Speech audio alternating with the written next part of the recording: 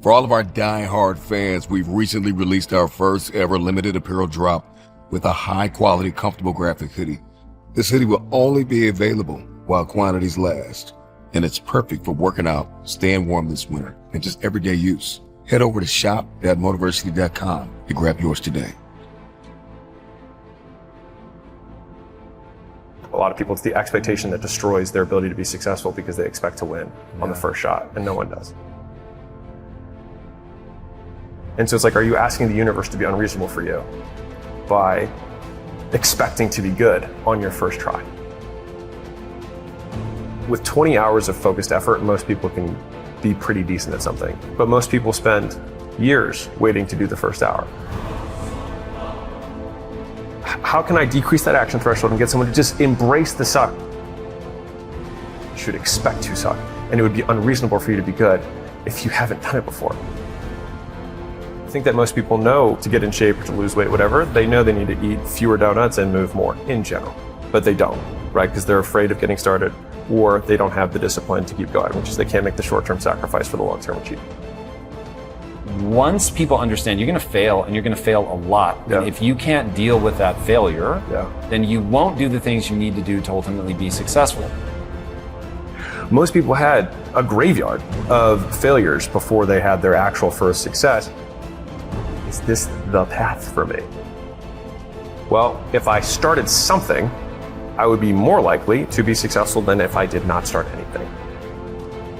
Like when you squat, the first time you squat, you're orienting yourself to your environment. You're barely actually squatting. You're just looking like you have a bar on your back. But you learn so much between that first rep and your 10,000th rep. You have to be, in my own language, willing to stare nakedly at your inadequacies. And if you can stare nakedly at your inadequacies, then you can actually get better. I think most people have a dramatic underestimation of how much volume it takes to be successful, right? They're like, okay, I should go on 5 dates and then find the girl I'm going to marry. Like, what if it was 500? Do not cast power to your excuses. Own your circumstances, because no one else will. I think the difference between rich people and poor people, successful people, not successful people, is the degree to which they give power to their circumstance. When I say these beliefs, I don't say these as an affront to anyone who shares different beliefs, to be clear. But for me, a very core belief that has been, I think, intrinsic to at least the material success that we've experienced has been a belief that meaning is self-ascribed. There is no inherent meaning in the things that we do, or the actions we take, or the outcomes that happen, but only that which we ascribe to it. So because of that, I feel like it's allowed me to achieve the things on the other side. I think it's allowed me to reframe a lot of the discomfort into, what if this just is how it always has been? Or what if this is actually amazing? And what if this is exactly what it should look like? And so I think a lot of times it's the discrepancy between our expectations and reality that shape the emotions that we have in response to any given situation, bad, good, etc.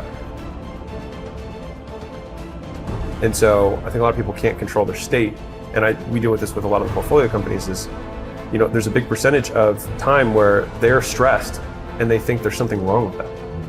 And so I feel like a lot of people feel like there's something wrong with experiencing human emotions. It's my belief, it is contrarian, I accept that it's the beliefs we have about our emotions that are the things that drive us mad. And so somebody's sad, and then they tell themselves that they're bad because they're sad, or they're wrong to be sad, or they're a piece of shit because they're sad, rather than saying, isn't this a beautiful thought about human existence? If I could not be sad, then I would not experience joy. So like, if I say that I don't want to be sad anymore, then I would also have to give up joy. Am I willing to do that? No. Well, then this is just a part. Like, I can't say that I want sunny days if there are no rainy days. Like, we don't say weather is good or bad, it just is. And so I think to the same degree, the human experience is also that way too, at least how I define it. And so I think having that as my backbone frame in terms of my worldview has helped me a lot in dealing with the things that often derail entrepreneurs on their path to getting what they want. They were trying to find habits of highly successful people, and when they actually pulled apart, it's not, and I hope I'm not contradicting anything, but there's people who are really rich who wake up really late and work really late. And there's people really rich who wake up really, really early. And there's people who are really rich who eat really healthy. And there's people really rich who drink Coca-Cola and eat French fries every day.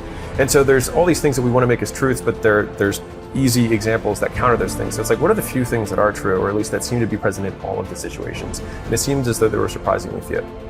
And so the three common traits that they had found were, one, that people have superiority complex. They believe they're better than others, and they believe that they deserve more than everyone else does, and that they can accomplish big goals, right? So they have a bigger vision because they believe they deserve it, or whatever it is, that they were able to identify that. The second thing they were able to identify is that they had crippling insecurity, and which is a paradox of paradoxes. They feel they'll never be enough, and they'll always be measured against the things that they've achieved. And so you've got this crazy dynamic between they think they're better than everyone, they think they deserve more, they want to go after this big hill, and at the same time, they fear they'll never be good enough, and they'll never actually achieve it, and they actually suck. And then the third piece, which kind of adds the beautiful mix of this, is impulse control. And so they're able to control their actions and focus on a single thing for an extended period of time. And so if you put those three things together, it's like you've got a big goal that's pulling you this way, you've got this big fear that you are running away from, and then you've got impulse control to keep you focused on the one thing that matters. And if you do that, if you are the type of person who has those traits, then you are very likely to be successful. There's this competition that I used to feel towards the older classmen. Think about it like entrepreneurial grades. I just feel like I'm going to be further, faster, whatever by that time than that guy is. But those guys helped me. So of course it would make sense that I get there faster. And they're guys in their mid-20s with 9-figure companies and they're killing it. And it just wasn't, I don't want to say it wasn't possible. It was extremely, extremely, extremely unlikely 20 years ago. But because of the access to information, the information's out there. And so somebody who's 26 can have the experience of somebody who's 60. So they can be as good at the game, real talk, as good at the game as somebody that much older. It's because they've had Warren Buffett videos they've been able to watch their whole high school about finance and investing, and Charlie Munger talking about character traits and all these things that you didn't have. And here's the thing, the older guys owe it to themselves to be thrilled that business is a sport that you don't have to age out of. My knee's going bad, doesn't fucking matter in business, man. A lot of times we think I want to be the greatest of all time. I'm sure a lot of people do, right? Whatever. But if I did my job, I won't be. Because somebody else will be better than me if I did my job. Yeah. And so that was a really interesting point that I feel shifted inside of me in terms of a competition and thinking I shouldn't be competing against these guys who are ahead of me. I should be thanking them because of course I'm going to be there sooner, faster than them. I was because I had them and they didn't have them.